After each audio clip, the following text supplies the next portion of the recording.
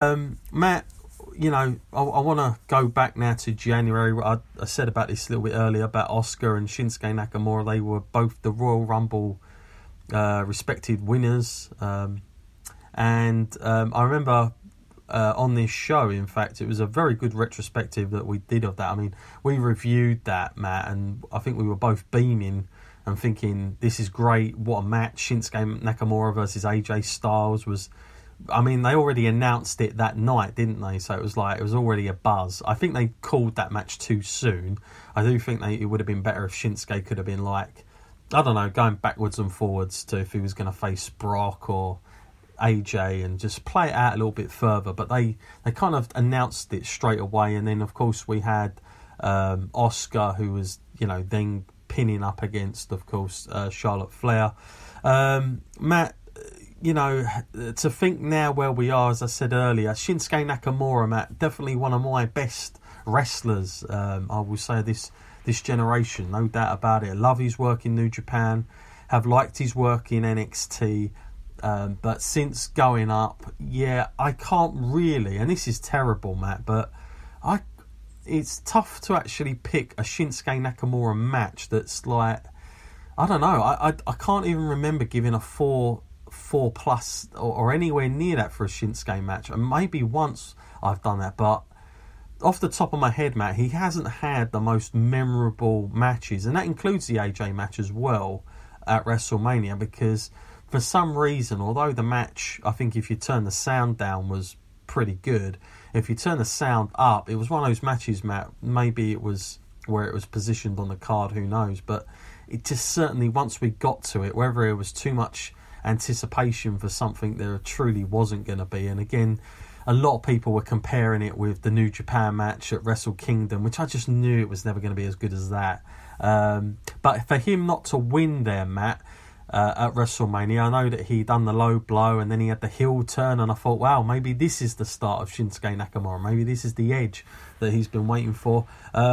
Since then, though, Matt, not a lot of progress for him, and in fact, he went then down to the United States level, and although it's considered a decent title, are you a little bit disappointed, Matt, in terms of where he was gonna be going, where the direction was to where we've ended up with him, and do you think it's a complete missed opportunity with a guy like Shinsuke Nakamura not to have pounced on something that could have been so much more, with popularity and everything else?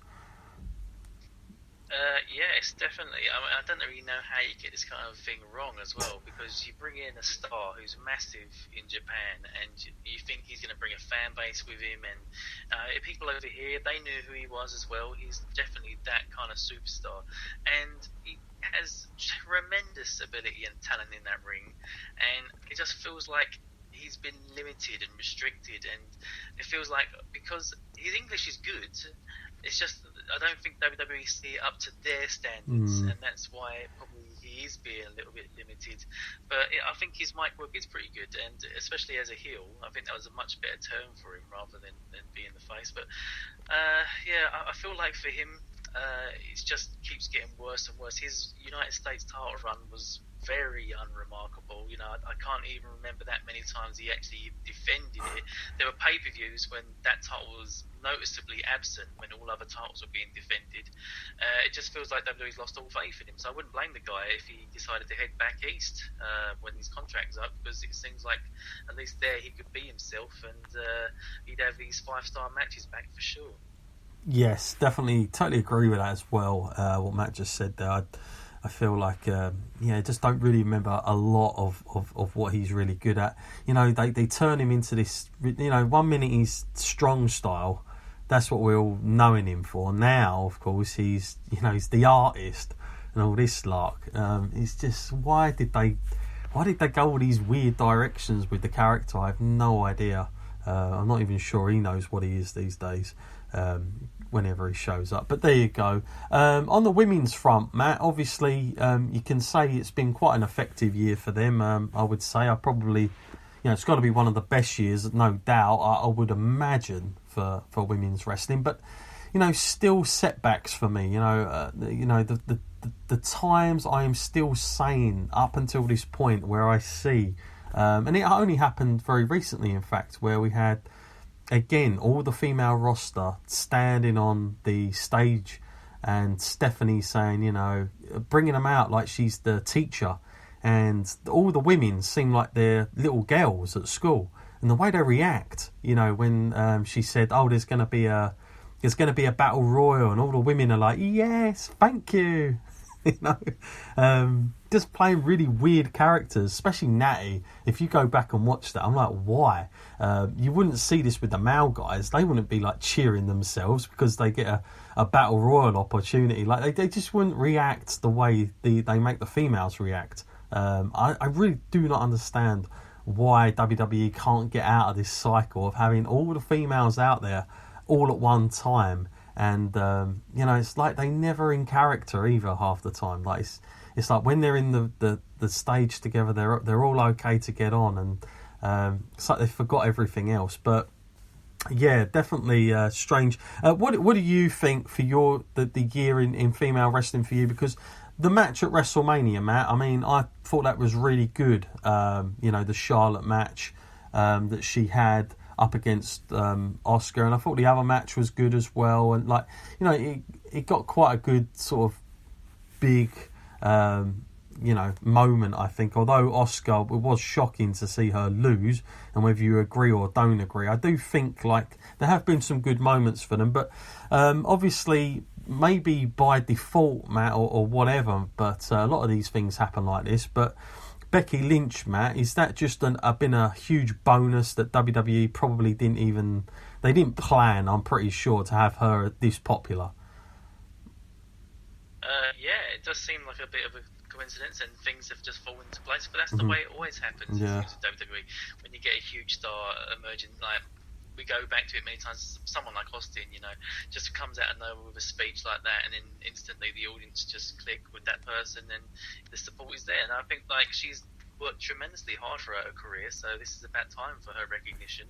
And like you said earlier, when a lot of the women are just being all thankful and grateful and doing everything they can to stay in people's good books, I've been most entertained by all of the stuff that Becky's been putting out there, even on her Twitter and any interviews that she does. She stays in character very well, and actually does a good job of saying, well, I'm not grateful for anything because I've busted my ass and I'm where I deserve to be, and no one's going to knock me off that perch. So I like that kind of attitude.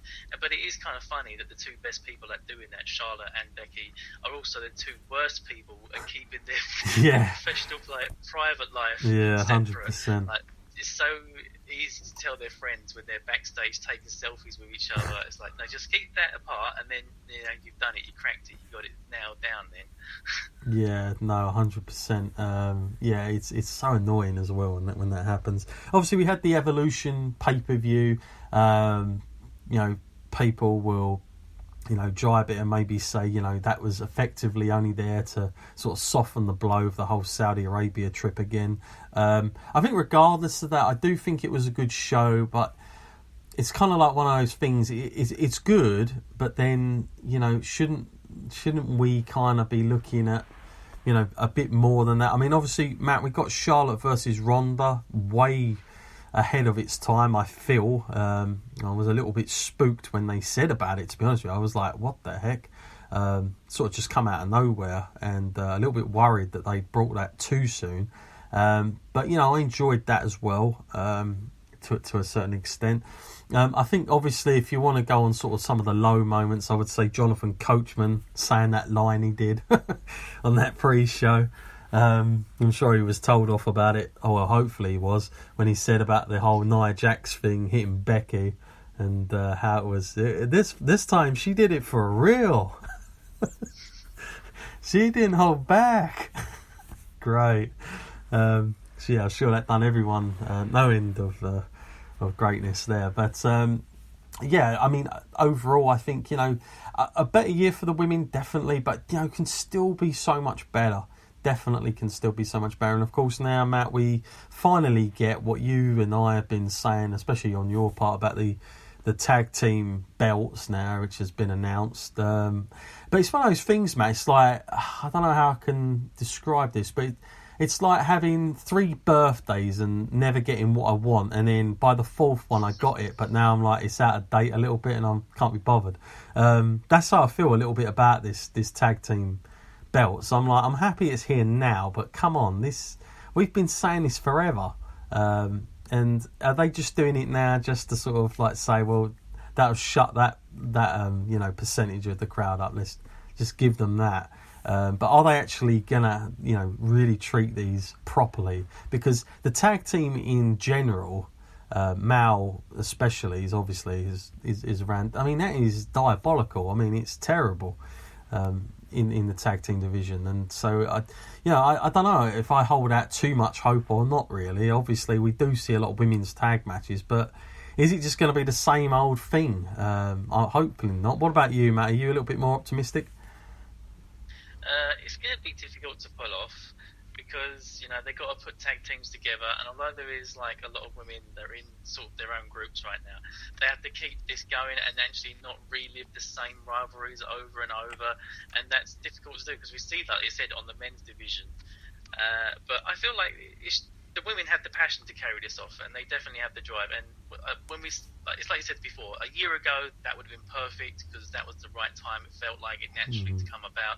But now it's going to be a lot of false work, and this is the time when WWE is full of title belts. Like, this might be the time when I've seen the most title belts ever within like one company.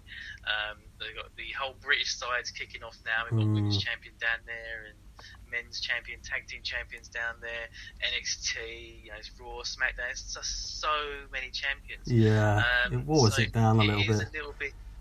It is a little bit chaotic, and at times it feels like this whole brand split kind of thing. Maybe there was a point to that, because you should, if they want the fans to do this, they might be harmful to them. But if people might as well just pick one brand and stick with that and be like, I don't care about the other champions, because they just really oversaturated it. But I feel like it's about time for the women, and they deserve it. And even if we only see one women's title match per month, at least that's something. And maybe not overdo it a little bit.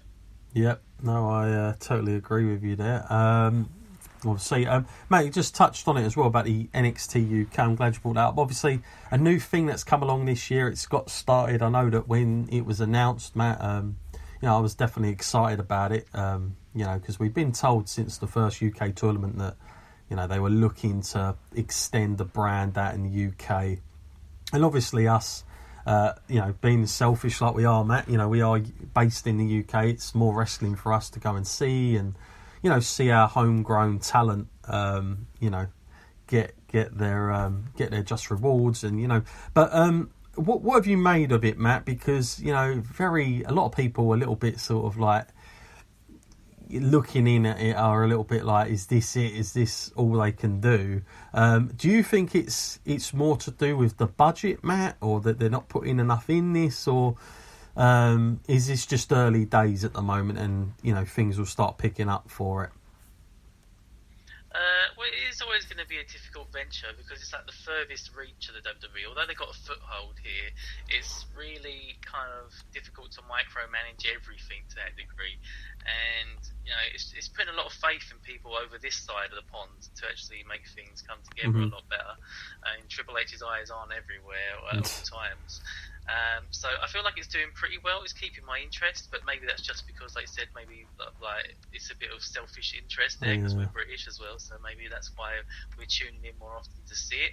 I mean, hopefully people across like the pond in America and all that are happy to see it and find it entertaining. I do feel like there is a difference in style. The British style is slightly different. I do feel like the men's division, though, it is lacking in a little bit of star power. Of course, Samson names like Will Ospreay and Zack Sabre Jr. That would be perfect additions. Marty Scurll, all them big names that are British, apply their trade elsewhere, which is a bit of a shame. But the women's division I feel is strong, and although there are new names, I think they're a really talented division. So I'm kind of more interested to see where that division's going than the men's. But I feel it's got a good base to build on, and I think it will improve. Yeah, it's funny actually. Some of our American listeners have actually emailed in. And they say, is this the best of the UK talent? And I'm like, well, not really. This is basically what WWE are basically budgeting towards. And the problem is, you know, my hat's off to all those guys and girls that are involved, because they have had to take somewhat of a pay cut to do this. But obviously, when WWE comes knocking at your door and you've been a wrestling fan